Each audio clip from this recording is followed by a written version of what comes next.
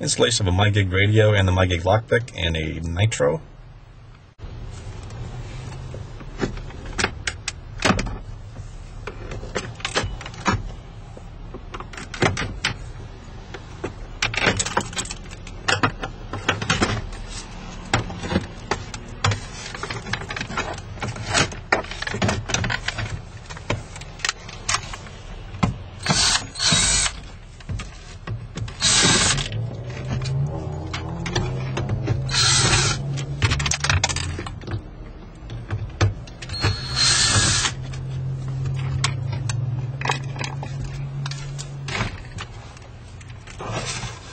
Okay, then we just pull out and we'll unplug the connector off the back of it.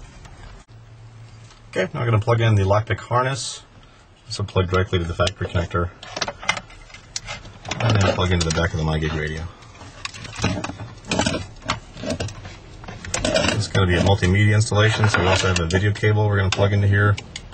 This will allow us to plug in our camera and also our AV inputs and outputs for the headrest. And of course, you plug in your antennas for FM radio, satellite radio, and GPS, and you're ready to go.